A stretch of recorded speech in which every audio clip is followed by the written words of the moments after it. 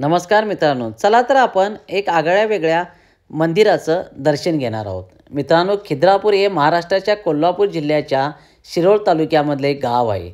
हे गाव कृष्णा नदीच्या काठावर असलेले आहे. ते कोल्हापूरपासून अंदाजे 80 किलोमीटर दूर आहे. तर त्या शिरोळ तालुक्यामध्ये कोपेश्वर नावाचं मंदिर आहे. कृष्णा नदीच्या काठी वसलेल्या या कोपेश्वर मंदिरात महादेव म्हणजे शंकर आणि विष्णू या दोघांचीही पूजा केली जाते.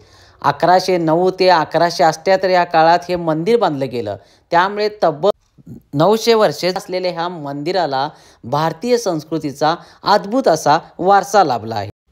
या मंदिराची रचना अत्यंत सुंदर असून हत्तीने आपल्या पाठीवर हे मंदिर उचलून घेतले असा ह्याचा भास होतो.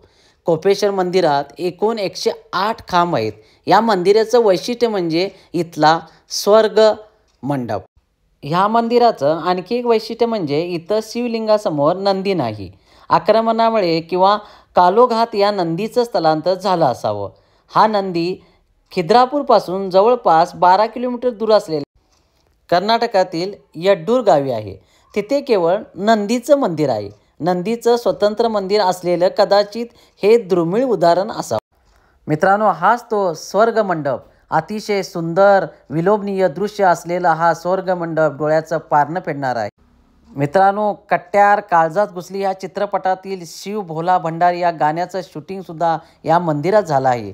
केवळ आतूनच नाही तर बाहेरूनही हे मंदिर सुंदर अशा कोरीव कामाने परिपूर्ण आहे. भारतातील असंख्य मंदिरामध्ये स्थापत्यशास्त्राचे अप्रतिम नमुने पाहायला मिळतात. हजारो वर्षापूर्वी बांधकाम केलेल्या लेण्या, मंदिरं आजही डौलानं उभी असल्याचं दिसून येतं. कोल्हापुरातील शिरोळ तालुक्यात असलेल्या खिद्रापूर गावातील कोपेश्वर मंदिरातसुद्धा अशाच स्थापत्यकलेचा अप्रतिम नमुना तुम्हाला पाहायला मिळेल. हे मंदिर शिलाराजा गंधारादित्य यांनी बांधले आहे. हे मंदिर चालुक्य वास्तुकलेचे उत्कृष्ट उदाहरण आहे.